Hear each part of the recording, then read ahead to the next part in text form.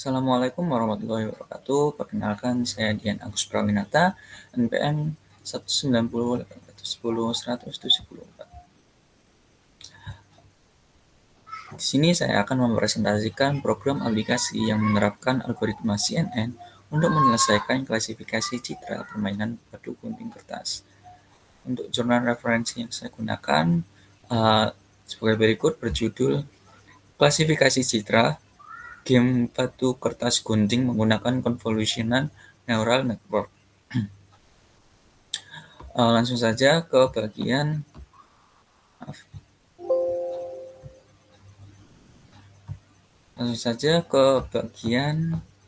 metode penelitian.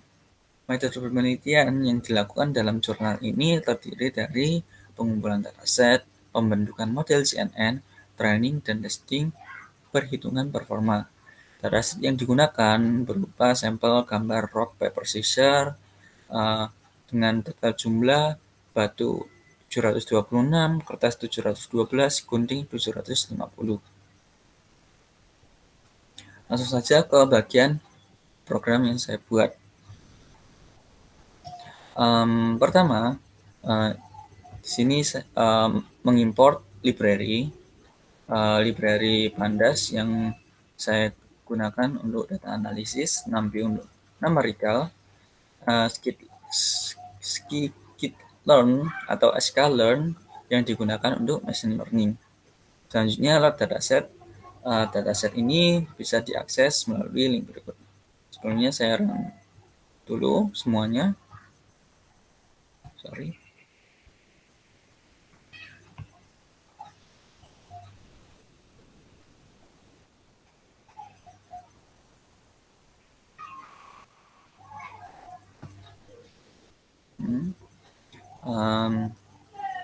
Saya tunjukkan dulu dataset yang saya peroleh.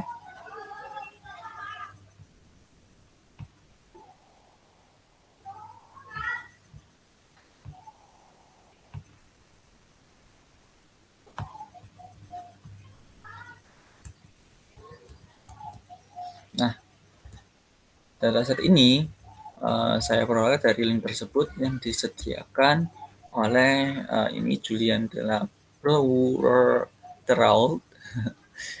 Di sini dataset mengandung total 2188 gambar. Di antaranya rock jumlah 726, paper 712, scissors 790, yang data ini sama dengan jurnal referensi tersebut. Data ini itu menggunakan background hijau. Semua gambar menggunakan gambar RGB dengan dimensi 300 pixel kali 200 pixel. Saya tunjukkan gambar-gambarnya. Dataset, ini dataset kertas atau paper, ini rock, ini scissors.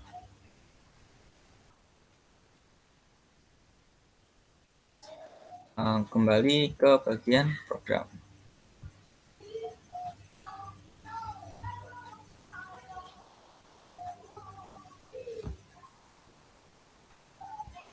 Baik, selanjutnya setelah meload data, setelah meload dataset, selanjutnya mengunzip file. Soalnya ini file masih berupa zip. Pertama, mengimport OS untuk mengakses folder data, import zip file untuk membaca file zip. Lalu zip sama dengan konten dan seterusnya ini untuk mendefinisikan file zip yang akan diekstrak. Lalu zipref sama dengan zip file dan seterusnya digunakan untuk mengekstrak file zip. Lalu zipref .extract call ini digunakan untuk menempatkan hasil ekstrak zip. Lalu zipref close untuk menutup zip. Selanjutnya menampilkan jumlah total dan nama file gambar dataset. Pertama, mengimport OS untuk mengakses folder data. Lalu volt gunting mendefinisikan variabel volt gunting untuk mengakses folder scissors, dan begitu juga dengan volt batu dan volt kertas. Kemudian kita print ini jumlah total gambar menggunakan len OS list dir, fault gunting, dan seterusnya seperti batu dan kertas. Lalu kita tampilkan nama file. Ini file gunting sama dengan OS list dir, fault gunting, print gunting, file gunting kita tampilkan 5. Kita tampilkan 5, file batu juga 5, file kertas juga 5. Seperti ini hasilnya. Jumlah total gambar gunting 750, jumlah total gambar batu 726, jumlah total gambar kertas 712. Dan file gunting ditampilkan juga berupa PNG semua seperti ini. Selanjutnya menampilkan gambar dataset. Matplotlib ini digunakan untuk data visualisasi dan plotting grafik. Lalu pertama membuat jumlah yang akan ditampilkan dulu. Di sini saya akan menampilkan 2 gambar ke bawah, 4 gambar ke samping. Lalu men-set ukuran gambar, saya pakai panjang 4 inci, lebar 3 inci. Lalu ini mendefinisikan GBR tampil gunting. Ini untuk mengakses gambar dataset gunting dari ini OS path join dan seterusnya. Kita akses 4, lalu kita tampilkan gambar tampil gunting, gambar tampil batu, dan seterusnya. Ini PLT show. Lalu hasilnya seperti ini. Gunting 4, batu 4, kertas 4. Selanjutnya ini bagian image processing. Pertama import library TensorFlow yang digunakan untuk machine learning klasifikasi, lalu import keras ini digunakan sebagai interface dari TensorFlow itu. Pertama ini basis dir, kita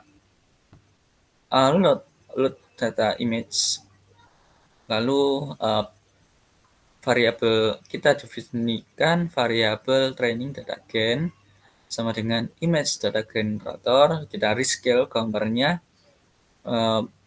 perbandingan 1/255. Kita argumentasi dengan rotasi maksimal 40 derajat, lalu maksimal pergeseran horizontal 0,2, pergeseran maksimal vertikal 0,2, lalu shear atau cut biasanya maksimal 0,2, zoom maksimal 0,2, lalu mengizinkan gambar flip atau terbalik secara horizontal, lalu view mode, inverse. Lalu selanjutnya memecah data menjadi data training dan data validasi. Pertama variabel kita definisikan variabel train generator sama dengan training data gen flow from directory. Basis dir kita kita load datanya. Lalu target size kita buat dimensi 150 kali 150, class mode kategorikal, shuffle, acak, subset training. Begitu juga dengan validation generator. Hasilnya seperti ini. Ditemukan 1314 gambar yang dibagi menjadi 3 kelas dan ditemukan 874 gambar yang dibagi menjadi 3 kelas. Selanjutnya ini model desain keras. Model desain keras yang saya gunakan sejumlah layer ini ada 643 total neurons. Lalu aktivasi fungsi yang digunakan itu ReLU dan softmax. Hasil dari compile model desain ini seperti ini. Bisa dilihat. Lalu ini model compile plus kategori concentropy optimizer RMS probe matrix akurasi. Lalu ini history.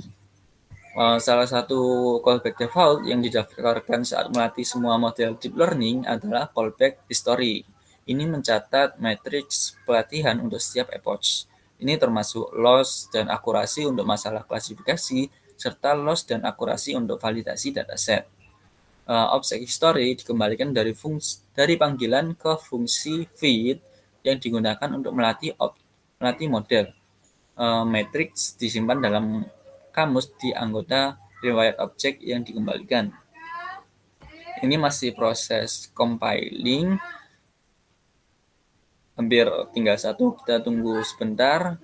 Sebetulnya saya sudah menyiapkan jika ini hasil total semuanya jika compilernya terlalu lama, tapi ini tinggal satu lagi, kita tunggu saja sebentar. Di sini menampilkan akurasi. Nah, sudah selesai dengan akurasi sebagai berikut. Cukup tinggi dengan dataset yang begitu banyak sehingga akurasinya lebih meningkat. Selanjutnya ini menampilkan akurasi training dan validasi. Pertama ini mengimport matplotlib untuk visualisasi data dan plotting grafik. Lalu ini kita definisikan ACC sebagai ini story akurasi, ACC yang ini akurasi, lalu val akurasi yang ini, loss yang ini, lalu val loss yang ini. Lalu EPOS sama dengan range, len ACC, plot, PLT plot, dan EPOS ACC, R, label akurasi training, dan seterusnya. Lalu kita kasih judul akurasi training dan validasi, dan PLT show. Hasilnya seperti ini, akurasi data training seperti ini, dan cukup akurat, cukup dekat hasilnya. Lalu selanjutnya ini upload file dan mulai klasifikasi. Ini pilih file, di sini gambar uji coba. Gambar uji coba ini saya ambil di luar dari dataset yang disediakan. Ini pertama import NumPy untuk numerical, from Google Colabs import file, lalu from crash processing import image. Upload, file upload, ini file upload, lalu fn ini, fn image sama dengan ini. Untuk meload image selalu menggunakan target size 150 kali 150 dimensinya. Lalu ini image plot plt image show. Lalu ini print fn, print gambar maksudnya. Lalu ini class maksudnya ini mulai klasifikasi. Jika kelas 0 sama dengan 1, maka print kertas. Jika kelas sama dengan 01 sama dengan 1, print batu. Jika kelas 02 sama dengan 1, print gunting. Selain itu, jika tidak diketahui dari hasil data training sebelumnya, maka print tidak diketahui. Ini gambarnya muncul berupa kertas. Sepertinya ini kurang